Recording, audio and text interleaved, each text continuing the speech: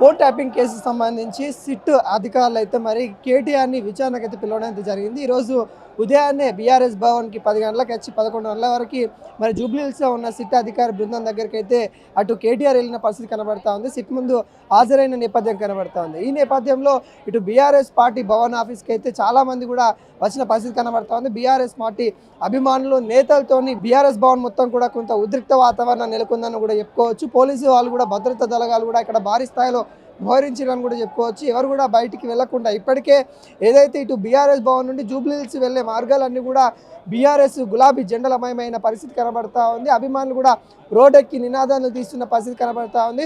కావాలనే కాంగ్రెస్ ప్రభుత్వం కక్షపూరితంగా చేస్తూ ఉన్న చర్యలు అంటూ అనేక విధాలుగా నినాదాలు ఇస్తున్న నేపథ్యం కనబడతా ఉంది. వీటన్నిటి పరిస్థితుల్లో కూడా పోలీసు వాళ్ళు ఎక్కడికెక్కడ బీఆర్ఎస్ నేతల్ని అడ్డుకుంటున్న పరిస్థితి కనబడతా ఉంది.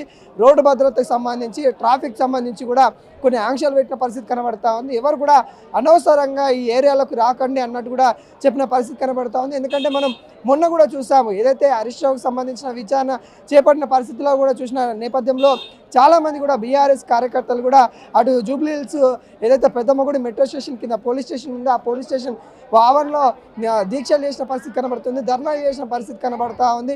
వాటన్నిటిని కూడా పోలీసు వాళ్ళు అరెస్ట్ చేసిన పరిస్థితి కనబడతా ఉంది. ఇలాంటి పరిస్థితి మరోసారి పునరుద్ధి కాకుండా చూసుకోవడానికి పోలీసు వాళ్ళు అయితే చర్యలు చేస్తున్న పరిస్థితి కనబడతా ఉంది. కొంత ఉద్రిక్తి వాతావరణం అయితే నెలకొన్న నేపథ్యం అయితే కనబడతా ఉంది. మరి ఈ ఏదైతే విచారణ సిట్ బృందం చేస్తూ ఉందో దాదాపుగా 6 నుండి 7 గంటలు ఉండే అవకాశాలు కనబడతా ఉంది. ఎందుకంటే మనం హరీష్ రావుది చూసాము, దాదాపుగా 7 గంటల పైనే విచారించిన బృందం అయితే మనకైతే కనబడతా ఉంది. అదేవిధంగా మరి కేటీఆర్ది కూడా అదేవిధంగా ఉండే అవకాశాలు ఉన్నాయి అన్నట్టు కూడా తెలుస్తూ ఉంది. ఈ విచారణ అనేది కూడా సాయంత్రం కాలం 6-7 గంటలకు మూసే అవకాశాలు అయితే కనబడతా ఉన్నాయి. వీటికి సంబంధించి కూడా ప్రణాళిక అయితే మరి ముందెళ్తున్న పరిస్థితి కనబడతా ఉంది.